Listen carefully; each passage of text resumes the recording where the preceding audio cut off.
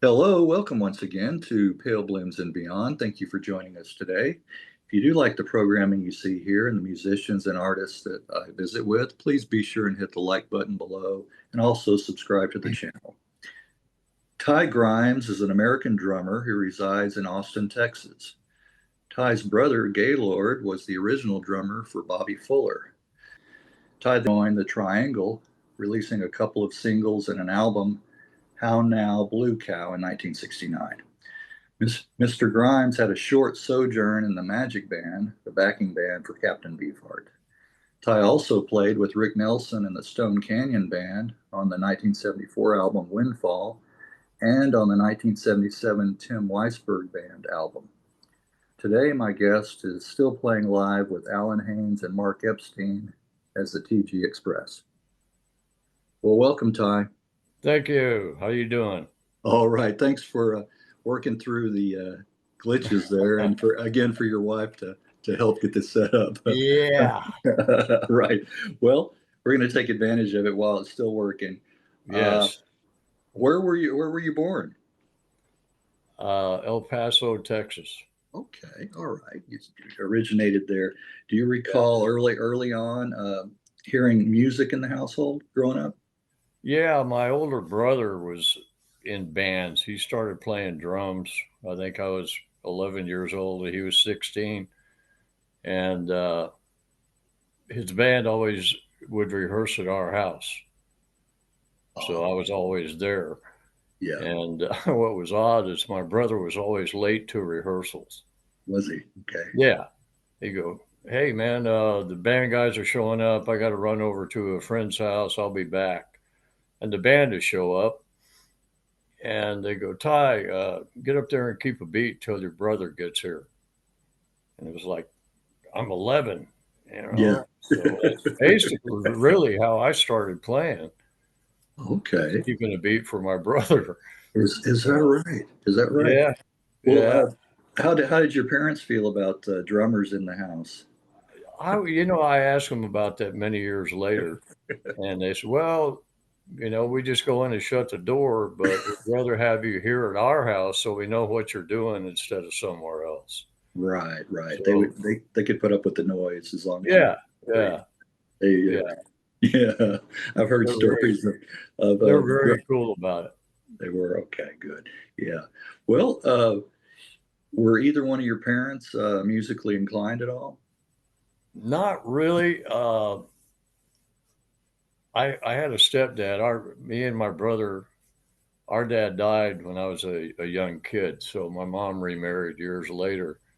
And my stepdad played snare drum in the Shriner Band in El Paso. Oh, did he? Okay. And he used to take my brother and I down there to band rehearsals. And that's where my brother started playing Okay. because my stepdad, we'd be sitting next to him, and my stepdad would just hand the sticks to my brother. Yeah. And so he got into it and took lessons and all that. And then he got more into it, more into it. And then he started playing in bands. And that's when he bought his first drum set, 1959, which I still have in that corner right over there. Is that right? Yeah, 1959 set of Ludwigs that are in beautiful condition, but I don't play them because they're like a historic Yeah. value now. Right, right. But that's basically how I got started. And then my brother went off to college when he was 18, and the band he was in, he said, "Well, who are we going to get to play drums?" He says, "My brother." Yeah. And they went, well, he's been at every rehearsal for the last 3 years, okay, Yeah. fine. So they'd sneak me into bars when I was like, I think I played my first gig with my brother's band when I was 13. 13. That's young. Yeah. Yeah. Wow. And they kind of hid me behind them, and I Yeah. quit playing. And then I started playing with them steadily when I was 15. Okay. Okay. And it was called Big Sonny Farlow. He was like the big R&B guy in El Paso. Bobby Fuller was like the good-looking West Texas kind of Beatle kind of, pretty boy image and all Yeah. that. But Big Sonny was a large, kind of fat guy who was funky and played more bluesy R&B kind of stuff, and Bobby was more commercial. So I was playing with Big Sonny, but I knew Bobby, because my brother was playing with Bobby and he was playing with Big Sonny Farlow. Oh, he played for both. Okay. Yeah. Gotcha. Okay. So What's the age difference between you and your brother? I forgot to ask. 5 years. Okay. He was 5 years older. Okay. Okay. Yeah. Me and So my all the brother guys I was playing with were my brother's age. were older. Yeah. Yeah, yeah. So I was always the kid, Yeah. and started playing all these 21 clubs, and one thing led to another, and as I I kept playing, kept getting a little better, starting to get the feel of how it was really done. Playing with older guys, and then I started getting other gigs, bigger gigs, better gigs, and How did your parents feel about you playing adult clubs and at what you were 16? they were a little worried about it, Yeah. Yeah. because of the old hophead musician thing and all that. Yeah. Yeah. But it's like it was fun, man, especially for a young kid being able to hang out with 23, 24 year olds. Right. Right. You know, I Exactly. couldn't date because I couldn't take any girls my age to a 21-year-old bar. Right. So anyway, Yeah. but no, my parents were pretty cool about it, and they were Okay. good about it in the fact I was making my own money, Right. Right. and So they if were I could pretty make, they were pretty encouraging. That's a good. yeah, yeah, Yeah, okay. yeah, Because you hear about so many parents who say like, don't get into rock and roll, get into a normal business, that kind of uh, yeah, be a business, lawyer or a business, doctor. yeah, a doctor, a lawyer, That's no fun. right, right. Yeah. So no, they were very very cool about it, and very encouraging. Well, You that's know. good. That's good to hear. Well, can you remember one of the first 45s or albums that you got, or that was passed down to you? That Well, my brother and those guys were into the Ventures, yes, yes, and it didn't really hit me until the Beatles hit. Because my brother was into like drum solos and Buddy Rich and Louis Bellson and Gene Krupa and all those kind of drummers, that were real good at solos. And my brother was right, real good at solos, yes. and I wasn't. I never took lessons or anything. It's just I just kept the beat because that's what they told me what to do. Yes, yes, And then the Beatles came out, and I went, Ringo just keeps a beat. yeah, yeah, I yeah, can do that. right, And yeah, it was like, okay, I got Ringo and Charlie Watts. If I can do that, I can be in a band. So that's basically how I started. I mean, when I saw them, I just went, okay, cool. right, right. You mentioned the Ventures. Uh, does the name Bob Spalding, does that ring a bell? No. Okay, he was in the later lineup with the Ventures, uh, Uh, but he talked about early on, like '64, the band going to Japan and how huge they were oh, over. they were big. Yeah. Yeah, yeah, They were really big. yeah. And the deal was Big Sonny could play all of those Venture songs. Right, Not many guys could, right. because, you know, the Ventures were big and they were slick and they were very good. Yes, And yes, then you had Dick Dale, who was yeah, very good at what he did, but he was more raw, raucous right, than the right. Ventures were. Yeah, But that was just, that just wasn't my groove. yeah, yeah. We had the Ventures. The UK had the Shadows. Yeah, and I've heard Yeah, so many stories about those guys. Wow, well, yeah. that's interesting. Well, what was was there a scene developing there, a music scene in El Paso? Or Oh, yeah, big time. okay, okay, See, El Paso is divided by the mountain range. So there's an east side and a west side. yeah, And so it was kind of like two different towns, really, because the guys from the east side never came to the west side, and the west side never went to the east side. So Big Sonny Farlow was on the west side. That was where we lived. And Bobby Fuller was on the east side. And the two never met. You know, Yeah. they're kind of like rivals, you know. Yeah. Right. And Bobby originally was a drummer, and my brother was a drummer, and they were both in all city band, stood next to each other playing snare drum. Yeah. So that's how that connection came about. And then Bobby decided, oh, I'm going to pick up a guitar and be a front guy singer. Yeah. And everybody laughed at him in town. Hey, man, did you hear Fuller's going to be, ha, ha, ha. And he called my brother to play drums. Yeah. So I go over there with him. I think I was 12. And, I've been hearing Big Sonny Farlow for years. And then Bobby, who was a drummer, now he's playing guitar and singing. And he was good. I said to him, wow, man, the guy's really good. And so he hired my brother. So my brother was going back and forth between the two of them. Uh-huh. And then my brother decided, well, I think he was 18 or 19, decided to go to California and go to junior college in Ventura. And so he quit both bands. So and I encouraged him. I said, man, take your drums, man. Dig Dale, Right. in California, man, take your drums. No, I'm going to study. Yeah. So he left his drum set. Wow. Set up in my den, and that's when the Beatles hit. Yeah. And I'm watching the Beatles on TV, looking at his drum set going, oh, man, I'm ready to go. You put two and two together then. Yeah, it's like no kid my age has a drum set that good. Yeah. I'll be a rock star just because I have that cool drum set. Right.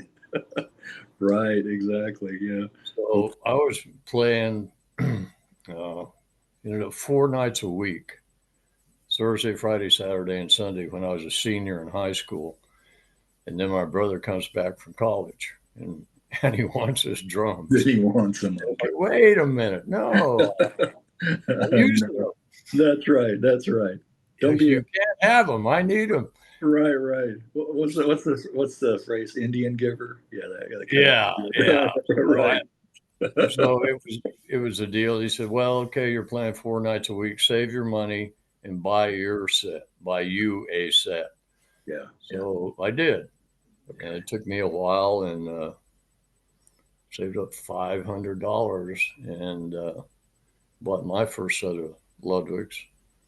Black Oyster Pearl. It was called a Hollywood set. Had 2 mounted toms instead of 1. And I played that set for years and years. But that's how all that started. And then you got your use out of that. Yeah, that set there. Oh yeah, yeah. The first band that I was playing with 4 nights a week was called the Apollos, and they were very popular in El Paso. Older guys. Well, I was 17. The guitar player was 21, bass player was 23, and the lead singer was 29. And we were playing at Skylanes, or they were playing at Skylanes. And I was kind of like in the B team band, they were the A team band. Yeah. And their drummer left to go on the road with Joe Ritchie. And they confronted me. I showed up to see him play one night, and the bass player came up to me and said, "Hey, look, our drummer's leaving, and we were talking about it, and we'd like you to take his place." And for me at that time, man, it was like joining the Beatles. I mean, they were like the hottest thing in town, and through the best crowds. And here I'm 7. I was still a senior in high school. Now I'm playing 4 nights a week, making pretty good money, and bought my first set of drums from that money, and Made it real difficult making it to school on Fridays and Mondays, but I imagine so. it was worth it. Believe me, Yeah. it was fun. Well, how did you make your way out to California? Well, when I was in the Apollos, Okay. the guitar player was Mike Ciccarelli, and he and I clicked. And so anyway, the Apollos got fired.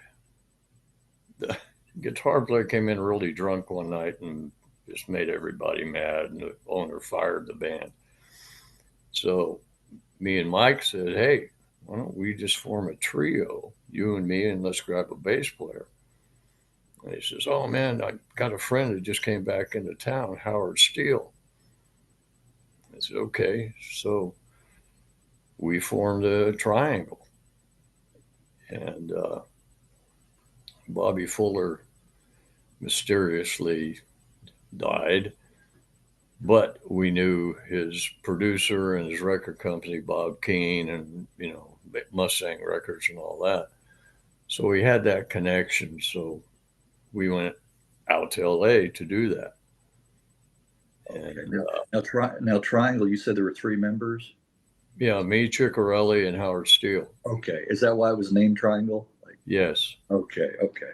All right. Got it. Now the album name came from the suit executives at the record company, and they told us what they were going to name the album, and we went, "What? What? That's ridiculous! Oh Yeah. no, it's Texas and blues," and we just, oh, You didn't like that. it was like whatever. Yeah. God, that was Yeah. Well, that it must we have been. hated It must we have been hated. the variation on How Now Brown Cow. Yes, Yeah. yeah, they kept saying that, and we're still going. So what? Right. Right. So, when you're that young, you're not really going to argue with them Right. yet. It's like we're just grateful that we got a record. We got a record deal. We got an album out. Yeah. So, but we sure didn't like that. Well, that must have been a pretty big deal getting, like you said, a record deal. Well, the deal was we went out there, and they used to have what was it, the teen fair at the Hollywood Palladium, and somehow we got in on that, and it was kind of like the pre NAM show. All of the amplifier companies and all that have displays, and you could go in and play on all their new stuff, which is cool. And acoustic amps just came out, and we walked in there, and they said, "Oh, jump up on stage." We had a drum set there. Turn up as loud as you want. Oh, Is okay. that right? Okay. Those things were loud, man. So Yeah. anyway, we played, and we walked out, and the DJ Casey Kasem was there. Oh, was he? Okay. And he walked up and went, "Boy, I really like you guys." And we're going, "Damn." Casey Kasem was the DJ in LA, big Yes. guy. Yes. And he says, "Look, I do these teen dances all over Southern California, and I want you guys to be the band for all of them." And we went, "Hell yeah." Don't have to ask twice. Yeah, because he'd advertise it on his Yeah. radio show, so we're getting Yeah. publicity, and Right.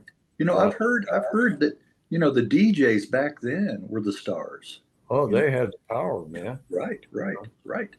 So Casey Kasem was the biggest. Yeah. So after about a year, he came to us and said, "You guys need a record deal." And we went, "Yeah, how do we do that?" Yeah. And Yeah. he says, "I know a guy who's just starting a label. He's got plenty of money, and he's a good, honest guy." So we said, "Okay." And I set up a meeting to go up and talk to him. And it was Mike Curb Oh, Mike Curb. Yes. Oh, in yeah. the early days. And he was about 24, 23, 24. Okay. And he was already a millionaire. He did all those, Wild in the Streets movies and all that kind of stuff. And he was starting a record company. So he signed us. And that's how that whole thing started. So, Was Casey right? Was he a pretty upstanding? oh yeah, he was great.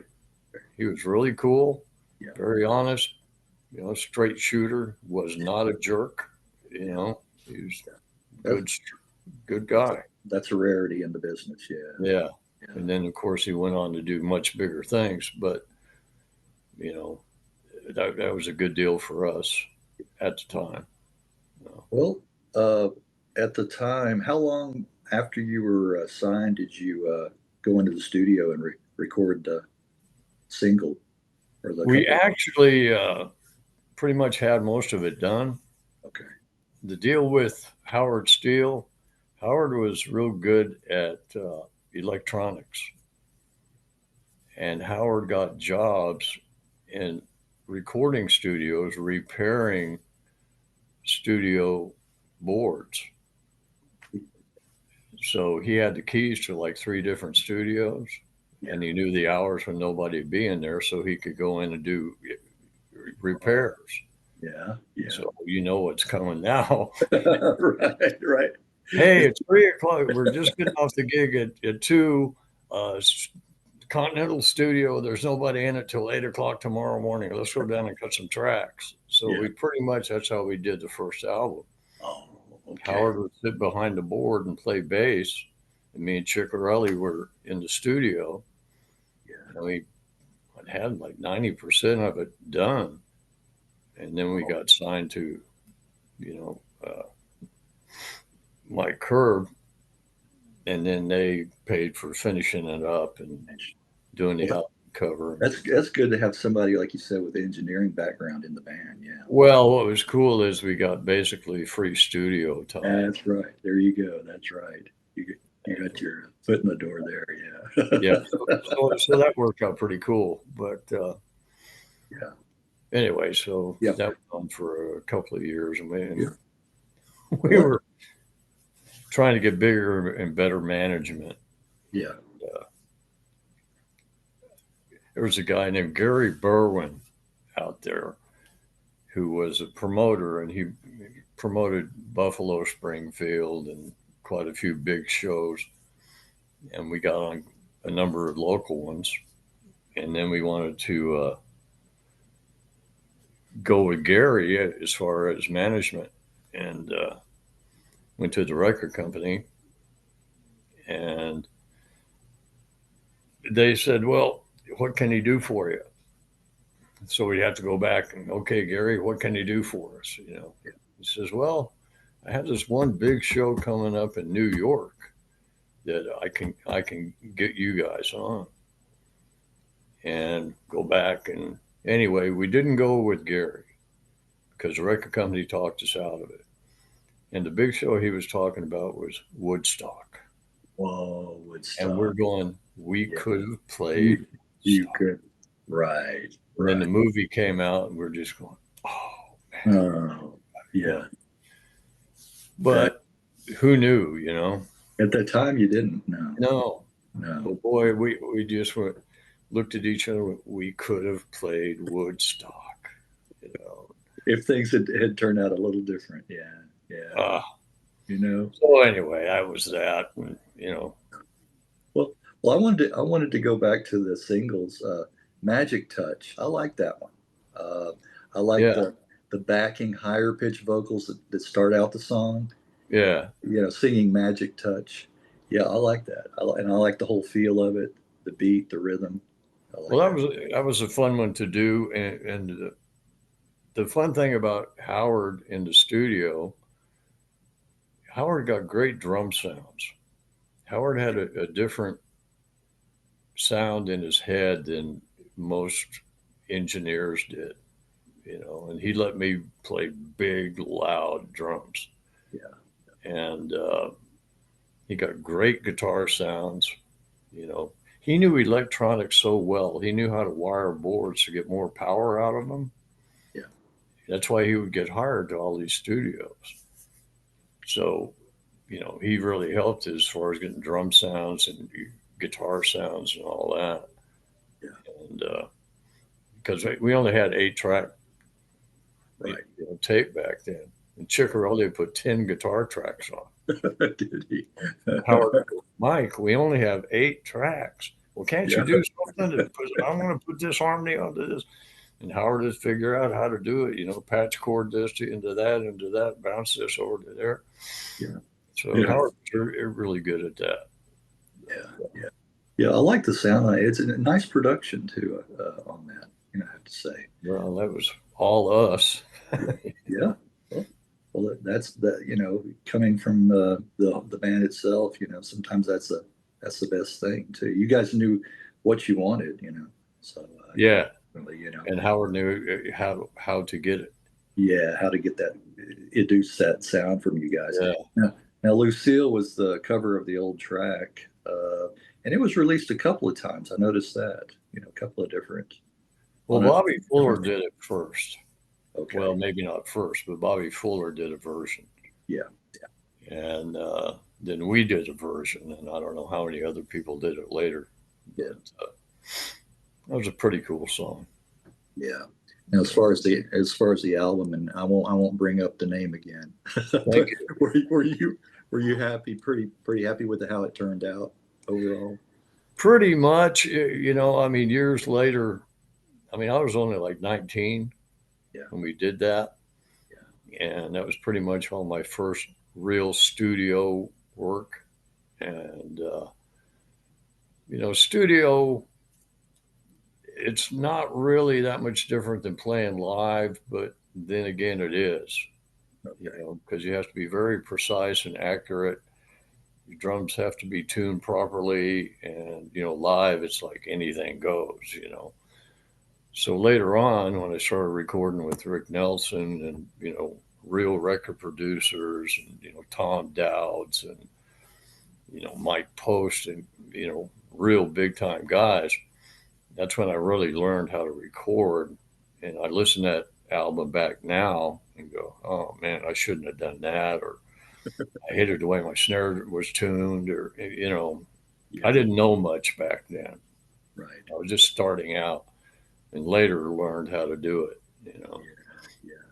But it But it, it was of its time, though, oh So, yeah, so yeah, I know a lot of musicians. I ask them. I say, "Would you like to go back and redo or remake, that, oh or do you like to just the way it was?" And I get about 50-50, I guess. yeah, About half of them say yeah, others say no, I'll leave it the way it was. Yeah. yeah. Well, it Interesting. is what it is, and it was what it was. Right, right. And always will be. Yeah, Yeah. a lot of guys have asked me, and they dwell on that album, and it's like, Yeah. look, man, go listen to the Rick Nelson album I did on MCA Records. Go Yeah. listen to 3 albums that I did with Tim Weisberg. Yeah. Yeah. You know, those are really good. Right. All of those. Right. You Well, know, speaking of Rick, did you want to talk about Rick first or Captain? sure, I'll Yeah. talk about Rick anytime, man. All right. You want to talk before Captain Beefheart, or want to talk about Rick Yeah, first? Rick was before Captain Oh, Beefheart. okay. All right.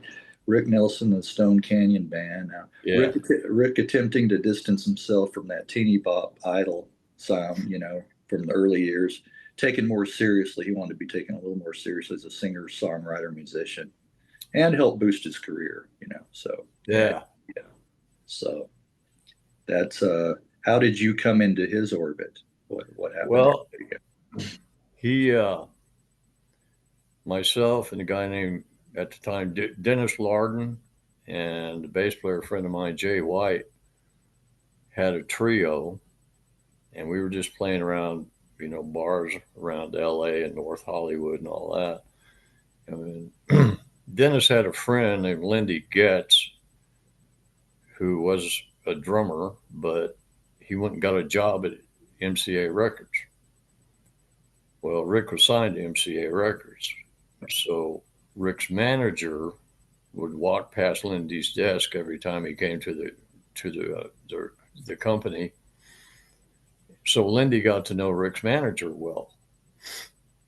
And he came in one day and he looked all troubled, and Lindy said, "What's going on?" He said, "Oh, Rick had to fire the band, and we've got a gig at the Houston Astrodome in 3 days and we have no band. And Lindy said, man, I know the perfect guys. They're already a band. They would be perfect. And that was it. And so they gave Lindy a couple of his albums and marked what songs he did, in his show. Lindy brought them to us. The three of us sat around for like 2 days, ran through them, ran them down. Then we showed up for the audition on Monday. Everything went good. And Rick says, can you guys come back tomorrow? And we said, yeah, sure. Okay. So we're walking out to the parking lot. And I said, guys, we just got the gig.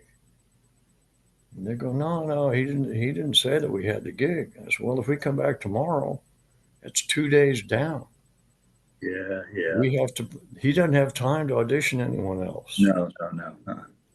So we came back the next day, rehearsed again.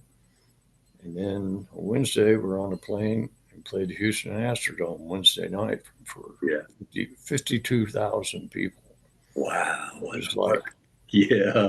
Whoa. That was going to say that was the largest you'd ever. Yeah. And that was the first gig. Yeah. And we didn't tell anybody, any of our friends, that we got the gig. Okay. Because we wasn't sure we had the gig. Yes. Right. Like, okay, well, maybe he just wants us for this one gig. Yeah. So we didn't say anything to any of our friends, except when we got back to town. Where have you guys been? We've been trying to call you. You haven't been home. Oh, man. I was out at the beach. Yeah. So anyway, as it came down, we did get the gig, and we kept playing and kept rehearsing, and Garden Party was a hit record. Yeah. Because when Lindy called me, I went, well, what does he do now? He goes, well, Garden Party's a hit. Garden Party, well, I said, I didn't think I'd get the gig because I was more like a rock guy. And Garden Party's, it's kind of easy going. So I figured, well, I probably won't get the gig, but it'd be kind of cool to meet Rick Nelson, and it was. So anyway, I got the gig, and we got the gig, and then we had to do an album, and we did cut the Windfall album. And I think the fourth gig we played, we went and cut 4 tracks, and then we go out on the road for like 2 weeks, come back, cut 2 or 3 other tracks, go back out on the road. But I think, it was the 5th gig that we played. Oh, we came back from the Astrodome gig and realized that we got the gig. And so I said, so Rick, what do you have coming up? He said, well, we got a couple of college dates. Then we fly up to New York and play Carnegie Hall. And then we come back and play the Santa Monica Civic Center. And I went, wait a minute. Back up. Yeah. You said Carnegie Hall? Yeah. I said, oh, you said Carnegie Hall? Yeah. And he went, yeah, and it's already sold out. Went, whoa. Yeah. It was my first time to New York. We played Carnegie Hall. Yeah. Scared to death. I was wondering about that. Yeah. The most scared I've ever been in my life. I mean, and Rick was nervous too, because that was the first time he'd been back to New York since he got booed off the stage. That's why he wrote Garden Party, because he got booed off the stage. So he was shaking in his shoes too. Yeah. Because this is his first return to New York. And it was magic. I mean, it was just one of those nights where you couldn't do anything wrong. Yeah. Everything fell into place. Yeah. Oh yeah, man. And the crowd was great. We got 3 encores, and go backstage, and there's Andy Warhol and Yeah. Oh, Gene Cornish and Dino Danelli from the Young Rascals, and it's like, wow, it was wonderful. yeah. And Gene Cornish from the Young Rascals, who I was a big fan of, asked, how long are you guys going to be in town? I think we played on a Saturday night. How long are you going to be in town? And I said, well, me and the guitar player are going to hang out till Monday or Tuesday. Why? He says, well, me and Dino are recording at Jimi Hendrix's studio on Monday. Why don't you guys come by? Okay. We'll be there. Yeah. Right. So here we walk into Jimi Hendrix's Electric Lady studio. Uh, And it was like walk onto a spaceship, man. I mean, yeah. the inside of that place was just phenomenal. Instead of 8-track, he had a 32-track board. And it was like, man. So anyway, we're down there. And now these guys are treating us like we're equals instead of like, oh, these guys are fans. Now we're equals. And it was awesome, man. And Dino Danelli's out there playing drums, and he was my idol back then. And he Yeah. calls, Yeah. says, I'm in the control room, and he like, hey, Ty. And I punch a button, and go, yeah, what? He goes, there's another set of drums out here, man. Come play double drummers with me. Yeah. Whoa. So I played double drummers with Dino Danelli, man. Boy, that flight back to LA was You're you're on a natural high then. talk about your head in the cloud. Yeah. Right. Wow, what a weekend that was. Right. Things Oh, went really, really fast once you joined, boy, yeah, the but because he had that hit record yeah. and his band, I don't know, they had some blowout. So we got to ride off the hit. Right. Yeah, exactly.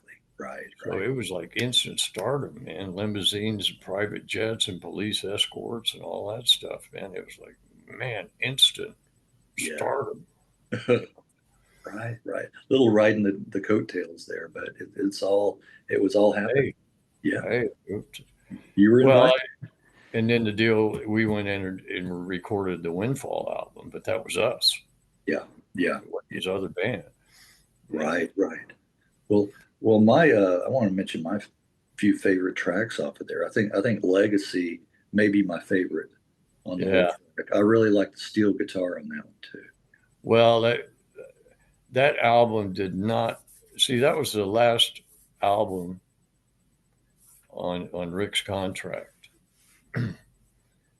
and Legacy, One Night Stand, which I thought should have been released as a single to follow up for Garden Party, Yeah. because it was Yeah. about playing Carnegie Hall. Right. That's what that song was about. But Dennis wrote Legacy. Dennis wrote a lot of those songs, man. And there were 3 or 4 hits, in my opinion, on there. Yeah. But the record company didn't promote it because it Unfortunately. was Rick's last album. Right. Right. And if he would have gotten a hit, Yeah. he would have upped his price to re-sign him. Yeah. They just passed on it. They didn't promote it at all, Yeah. That's which was a real letdown, Yeah. because it was a very good album. Yeah, it was. It is, or it is. Yeah. Don't leave me here. I also like that Oh, one. Yeah. Yeah. Another nice track. Live Stream is very pretty yeah. track. Yeah. Yeah. And then Windfall, the title track. That has kind of a tropical feel to me. That one. Yeah. We had there was a percussionist in LA named Milt Holland, Yeah. and he's the one doing all that funny percussive stuff. Yeah. He had the weirdest stuff, man. He came in and unpacked all the stuff, and I'm out there scratching my head. What is that? What Yeah. is that? And he had this thing, and it's called a Weka, and that's the sound of boom, to boom, to boom, to boom. That That's the okay. sound of Windfall that he did. Oh, okay. That's what that is. Yeah. Yeah. Okay. And, who's ever heard of a Wicca? Right. What is that? Oh, it's a Wicca. Okay, cool. But yeah, that was a really good album, and big shame that The record company didn't promote it. yeah, they just let it slide, man. Yeah, yeah, So yeah, that was very disappointing. yeah. That would be, and Yeah, of course, Rick would pass away in the airplane crash just northeast of us here, going on a concert, a New Year's Eve concert in Dallas. That's where he was headed. yeah, Yeah. yeah. I I had brought my I left LA in 1983. Well, let me get back to where I was because we didn't get a hit off that record. I was totally bummed out, and I just went, well, if we don't get a hit, um, I'd rather be in more of a rock band, you know, because I was hoping, and we should have had a hit off that, but I was kind of went, well, this record company's not promoting it. I'd rather play more rock stuff. So I started putting the word out. I was looking for something else. And they got word that I was looking for something else. And I got a call from the management saying, say, could you come to the office on Monday? Well, yeah. And I knew it was coming down, because my attitude got pretty crappy after, they passed on the record and we didn't get a hit. And I just went, well, you know, I'm just here for the party, So anyway, Rick shows up and Tom Brumley shows up and the management, and we all sat down and had a talk. And it was like very civil, very polite. Rick was most polite. Uh, well, the way he treated people, he was just very polite, nice, courteous guy, you know. So we just sat down and talked, and Rick says, "Well, we heard you're looking for something else," and he said, "You'd probably be happier playing in a rock band." And I went, "Well, yeah, I would." You know, I said, "I've had a real good time. It's been great knowing you guys, but I think I should find something else." And Rick kind of agreed and said, "Okay, well, okay, I've got it set up to where you can draw unemployment," which blew me away. And I mean, he was just so courteous about the whole thing. You can draw unemployment, and here's like a 2 week check.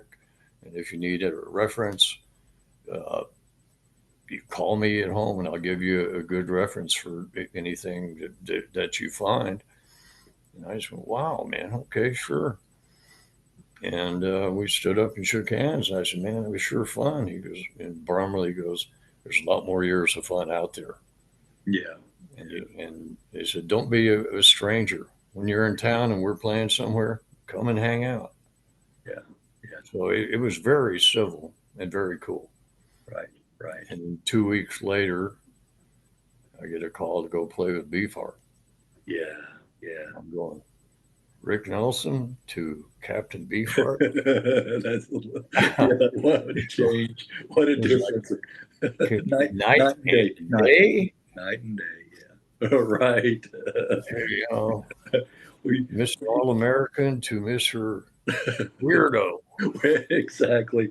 You know, But doing these interviews, I just want to say I've heard many musicians say they were into Captain Beefheart, uh, and Zappa, another one, Frank Zappa. Yeah, oh yeah, yeah, the two biggest weirdos yeah. in the business. Right. And what's a little odd about that is Jimmy Carl Black played with Zappa. Yeah, yeah. Now, I didn't know this, but I had a friend in El Paso that bought the Freak Out album, Zappa's first one. Yeah. And I went, oh, yeah, I've listened to that. That's pretty crazy. He goes, yeah, my buddy I went to high school with is playing drums. Yeah. And I went, what do you mean you went to high school with Jimmy Carl Black? He went, yeah. I said, he's from here? And he went, yeah. Yeah. I said, really? That's bizarre. So I met Jimmy Carl Black at the end of Christmas, 1974, at that friend's house. Oh, okay. So Okay. I'd come back home to El Paso for Christmas, go out to his place, and there's Jimmy Carl Black sitting there. Yeah. And I introduced myself. He knew me, knew who I was. We'd never met. So we shook hands, and I said, so you're from El Paso? I said, how come we've never met? He goes, well, I'm 11 years older than you. So when you were in high school, I was already out in LA playing with Zappa. Uh, So we became really fast friends and laughed about did you? how Okay. could two drummers from El Paso Right. play Right. with hook up with the two biggest weirdos in the music business. Right. You Exactly. know, we laughed about that a lot. You know, I imagine so. What was his ethnicity too? Jimmy Carl. What who? was his blood? Jimmy Carl Black. Was he Oh, he claims to be an Indian, but okay? Yeah, I wondered about that. I wondered. I mean, I'm not sure. I think he's like half Mexican, but he claimed to be an Indian. You know, Okay. Okay. but he was a good guy. But he played the part well. Right. Right. Speaking of Zappa, I watched and this is not a recent documentary, but I like watching documentaries, documentaries on Lowell George and Little Feat. Oh yeah, Of course, Lowell was with Mothers of Invention too. Frank Zappa, yeah. early on. So yeah, what a tragic figure he was, Lowell George. Yeah, what a Oh, I know. guitarist. Yeah, I mean, yeah, those guys, man. I watched Little Feat because after I left Rick, yeah. they hired uh, Hayward on drums, Right, right, exactly. and I thought that was really bizarre because Richie kind of overplayed for Rick. I mean, Yeah, So anyway, he stayed with him about a month, and they went to England, and they sent a car over for Richie and told him, "Hey, if you can get Little Feet back together, you've got a record deal." Well, yes, as soon as they yes, got back to L.A., Richie was out of there, and yes. put Little Feet together, back together, and I went and saw him at the Troubadour. Phew, they were Oh, that, smoking, man. oh man. And then They, another Texan, Bill Payne was from Texas, the keyboard player. I think, I never knew that. yeah, I think Waco. I want to say down that way. Yeah, he was a Texan born, Ah, yeah, player. didn't So know that. yeah, Well, it was real funny. Like being in LA, I'd have people come up to me all the time. yeah, Oh, do you know such and such? yeah, No, I don't. Well, he's from Texas. yeah. It's like, it's a big state, That's right. That's right. just goes, Right. that used to crack me up. Well, he's from Texas. You don't know him? Right. Right. Oh, yeah. So many Texan musicians did migrate out there too. Well, Jan yeah, Janice, Stephen Stills. I mean, there's a whole yeah, whole load of them. Yeah, yeah. they're into that early scene. Sly Stone, right? What? Yeah, yeah, Sly Stone, who just passed Well, away. it was like, Yeah, okay, LA or New York, yeah, like Johnny right, Winter went to New York. right. But all of us, California appealed to me and Yeah, all of them, yeah, the ocean and palm trees and the California thing was really cool, right. especially coming from El Paso, desert, Right. horrible Yeah, desert, and then seeing the ocean and palm trees and all that, and yeah, seeing it on TV when I was in high school, yeah. you know, Right. watching where the action is and all those movies. And Exactly. it was like, oh, yeah, man, California, got to go to California. Right. So yeah, so LA was a little closer than New York. Right, right. And you had a little head start on those in Central Texas, being from West Texas. You were a little Right. closer anyway. Paso was a little farther west. Right, right. Yeah. Exactly, exactly. Well, how was Captain Beefheart pretty mad as a hatter? Yeah, Yeah, pretty much. yeah. He he's pretty out there. Yeah. I mean, he was a very good performer Yeah. on stage. Man, he just dominated the whole crowd. He could get a crowd to do anything, and he's really good on stage. Great performer, good blues harp player, Yeah. but just it was just hard to relate to him because you never could figure out where he was coming from. you know, and I tried a good thing and a bad thing Yeah. You tried because, to get in. You tried to get in there, but yeah. well, I figured if I got to know him better, I'd understand a little more where he was coming from, and Right. which kind of turned out to be now I became his best buddy in the band. Okay. If he had a bitch or complaint, he'd call me. Yeah. And I went, oh God, yeah, I don't like what the guitar player did. Talk to him.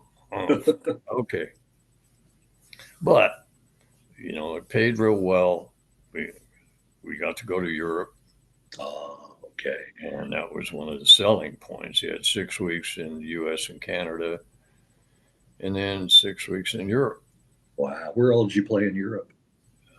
all over Great Britain, Wales, England, Scotland, France, Italy, Spain, Holland, and Belgium. Oh, wow. You did travel. You did travel. Yeah, but Where, where, we were based out of London, yeah. and we at the Hertford House in London, and we'd take a tour bus and go out for 2 weeks, and then come back, have a couple of days off, and then go out for 2 more weeks, and come back and do your laundry and stuff, and go back out, and then play gigs around London and stuff. So that was a good trip, all Yeah. in all. Right. I mean, And the, he was him, man. and the crowds were really nice and Oh, the really crowds were, supportive. Yeah, out there overseas. yeah, they were as weird as him, He was. but it was okay. Yeah, they were like acolytes for Yeah, Captain his own. Yeah. Well, it takes one to know one. You're right. You're yeah. right. So this whole crowd, man, was like, Yeah. you catch people backstage, and you're like Yeah. out there. I want to sit in with the captain. No, no. Security. Right. Wow. Wow. Well, But and how long was it? Yeah, you mentioned before we started talking a couple of tours, live tours with Captain Beefheart. Yeah. And then how long were you actually supporting him and playing with him, would you say? I think it worked out to be about 6 months. Okay. Okay. But when we got the gig, we knew it was going to be a one-shot deal. Yeah. And because the deal was these managers that he had knew the keyboard player, and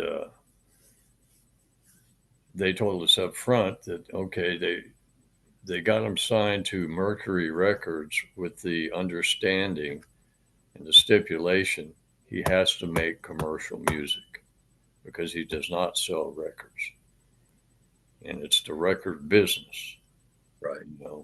So we have to make him commercial again because he had hit records in his early years. Yeah.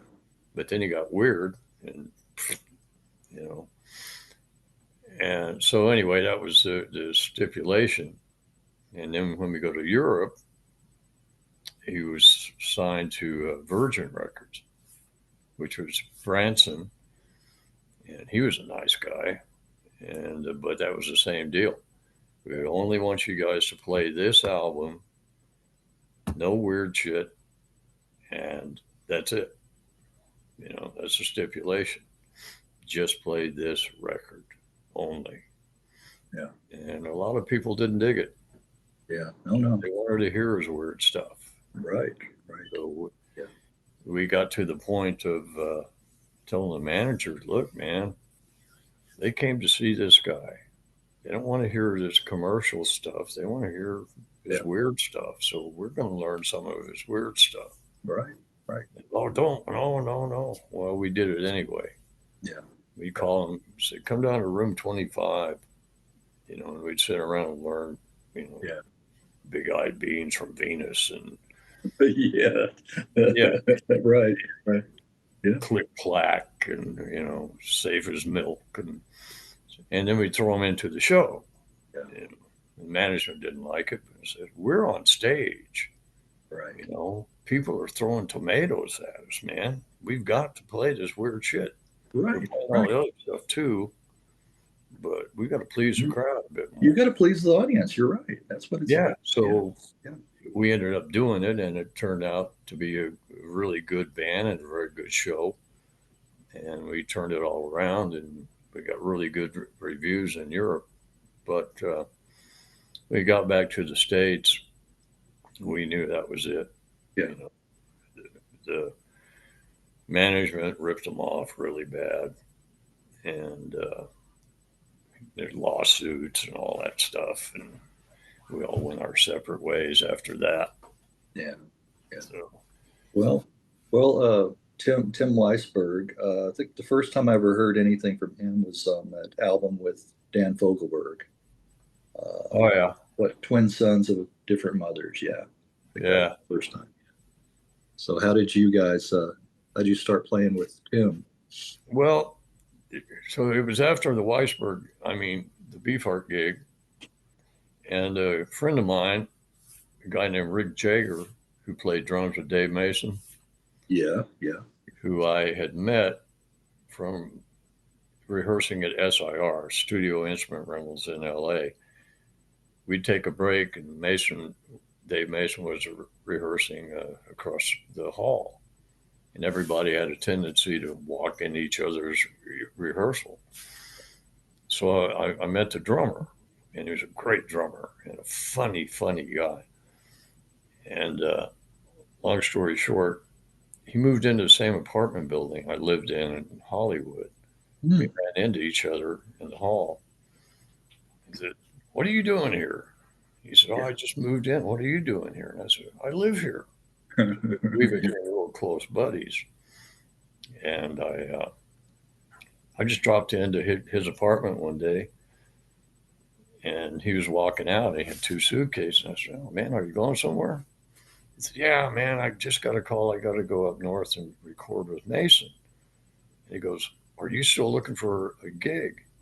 And I went, "Yeah." And he runs in and picks up the phone. And he calls Tim Weisberg. He says, "Hey, man, are you still auditioning?" And Tim said, "Yeah." He said, "Cancel everybody. I got the guy. Yeah. Don't even audition anybody else. Call everybody else and cancel because this is the guy. Trust me, this is the guy."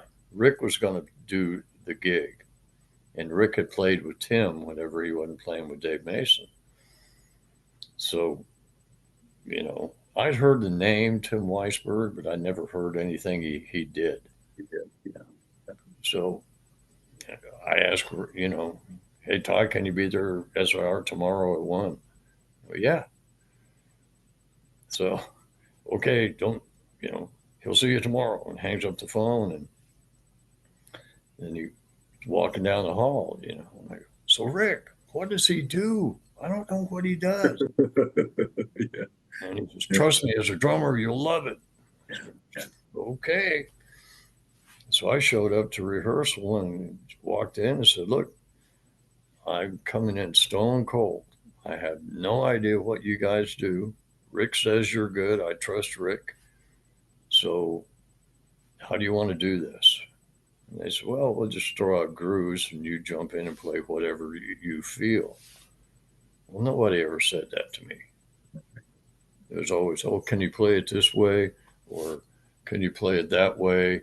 Or I don't care, always telling me what to play, which I never liked. So for them to say, "Play whatever you feel," Yeah. whoa, that was cool. Yeah. So we did like 3 or 4 different just jam kind of things. And these guys could play, man. I was going, whoa, boy. Took it to another level. Yeah. It was like I really had to step up to play with these guys, man. I was going, whew. Yeah. So we ran through about 45 minutes of just jams, instrumental jams. And there was a microphone stand on the stage. And Tim's up there standing there. And I said, well, guys, man, it was really fun. But so, Tim, do you want to sing one now? And the man laughed. Yeah. What? You didn't I'm know. looking at them all, and they're looking at me laughing. Right. Yeah. And Tim said, you really aren't familiar with my music, No. are you? And I said, no. Yeah. Why? And he says, there's no singing in this band. And I went, ever? No. Ever? I like that. They laughed at me, of course, and said, do you want the gig? Yeah. And I went, man, yeah. Well, we're leaving on a 6-week tour tomorrow. I went, I don't know your stuff. And they said, we'll rehearse at sound checks, and handed me a plane ticket. Yeah. I said, I'll take it if you give me 6 weeks to get my chops up to where yours are. Because you got, I've been playing with Ricky Nelson and stuff.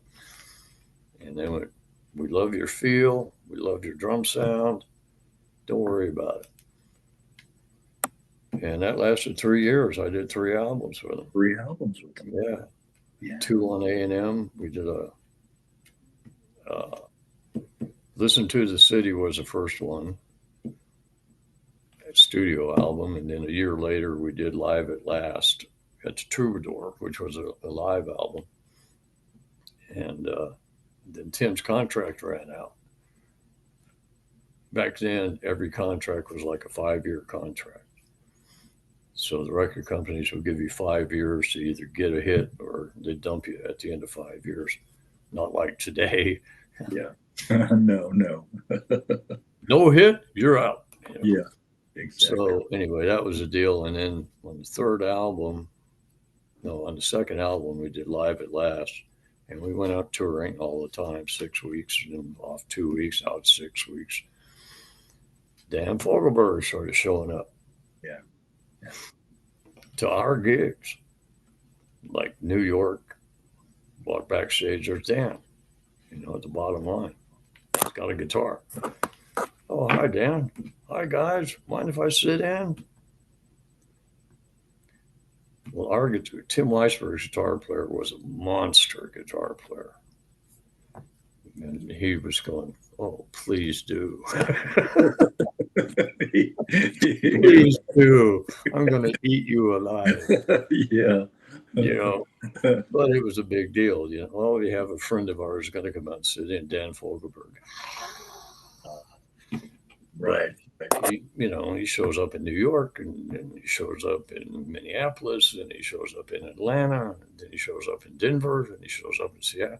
I mean, he was on our tour for like 6 weeks. Yeah. So him and Tim started hitting it off, and that's what ended up album you. Yeah, their collaboration together. So when it came down that Dan wants us to do an album together, because I knew all the guys in Dan's band. Yeah. One of them lived next door to me, so we were all going, oh man, how cool. We'll play on some of your stuff. You can play on some of our stuff, and we can just mix up the band. And then it turned out we got the word that, oh, Dan wants to use all studio guys and nobody from either band. Really? Okay. Yeah. Oh, that was another fun one. Yeah, I imagine so. Are you kidding me? Right. Because it was the only platinum album either one of them ever did. Yeah. And there's 10 guys who aren't on it. Right. Who were very pissed off. Definitely. Most definitely. I would be too. Yeah. Here we toured, worked, wrote the songs, toured, risked our lives in airplanes and cars and trains, and we aren't on the record. Not on there. Yeah. So that put a bad taste in everybody's mouth. Yeah. So, That would be a sore spot. Yeah. That. oh yeah, and you're hearing it on the radio like every 10 Oh, minutes. right. Right. You don't want to hear it on the radio. No. No. So No. that kind of put an end to that. And then we did, before that was released, Tim got signed to United Artists and got a big front money to where we had our own stages. We had 3 equipment trucks, our own PA system, our own sound crew, our own lighting crew. Big deal. Finally going to do something big. And then we did the album at the record plant, Sausalito. And we had Chuck Lavelle playing keyboards on it. He was a sweetheart, a nice guy, great player, and Tower Power horn section. Oh, wow. And it was killer. Yeah. Yeah. Me and Rick Jagger played double drummers on it because we were buddies. And that was a blast, man. That album, boy, you pull that one up. Yeah. And what year was that album released? 77, I think. 77 or 78. Pull up a song called Southern Air. Okay. Okay. When those horns come in, and whew, man.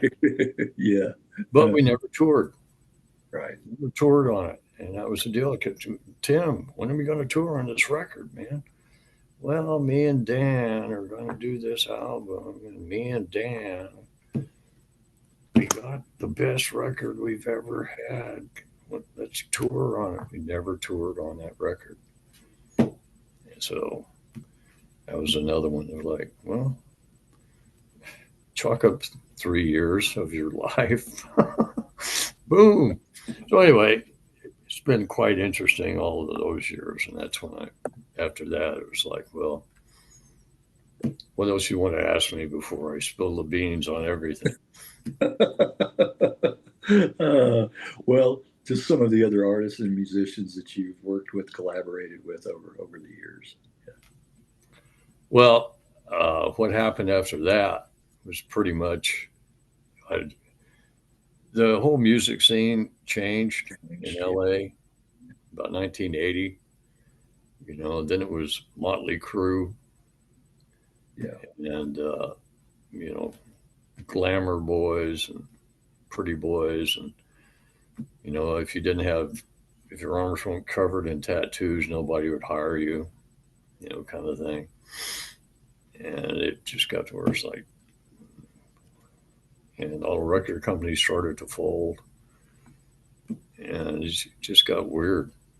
And I kind of visited Dallas. My mom and my sister lived in Dallas. Oh, okay. So I kept visiting Dallas. Yeah, yeah. I always liked Dallas.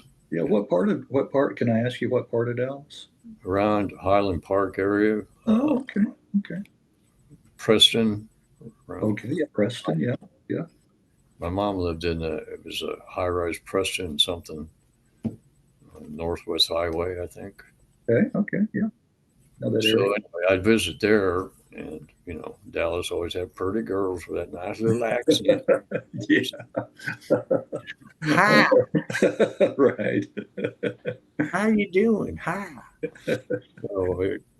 So I just got to a point of like, I think I'm done with LA. And I came back to Dallas and asked my sister, where can I go see some bands? Yeah. She goes, oh, drive down Greenville Avenue. Yes, yes. In the 80s, man, it was jumping. Yeah, yeah. I mean, there's live music. I mean, on both sides of the street, there's clubs on both sides of the street. Yeah. Live music 7 nights a week for 4 miles. Right. Greenville Bar and Grill.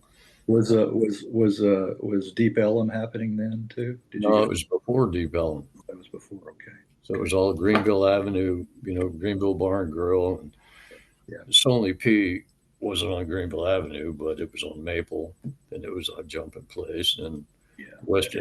West End Marketplace opened. Yeah. Man, that place was unreal. Right. Five or six different clubs in this one venue. And you Right. could walk from one club to the other with the drink that you got from the other bar. Yes, I did that a few times. Yeah, it was a great place, man. So you could hear any style of music and never leave that building. Yeah. Never leave the complex. Plus, they paid really well. And so I put together Big Sonny, my brother's oldest band, when I started playing.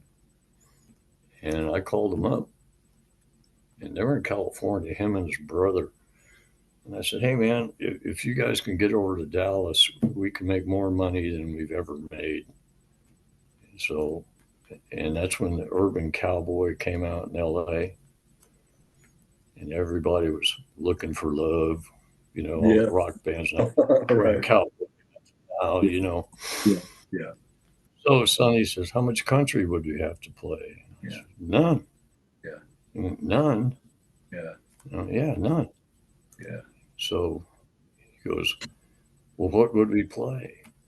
And I said, everything you were playing in El Paso in 1965.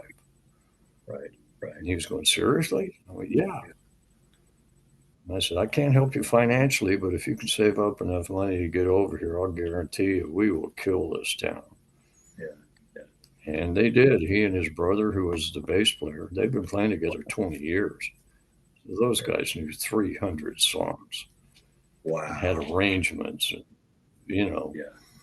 And all the Dallas guys was mainly one guy would get a gig, and then he'd call whoever was available and just kind of throw it together.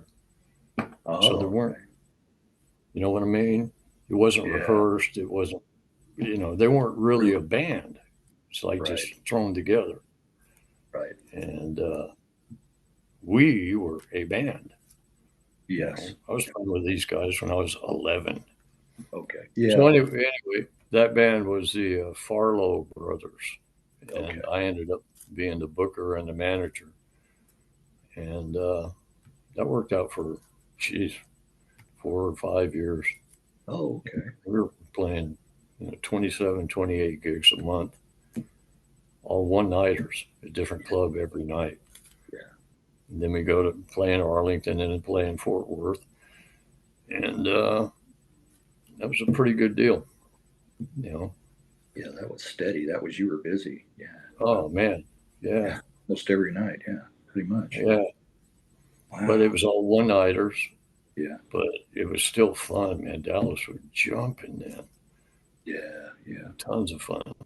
Yeah. So, Well. Fast forward to TG Express.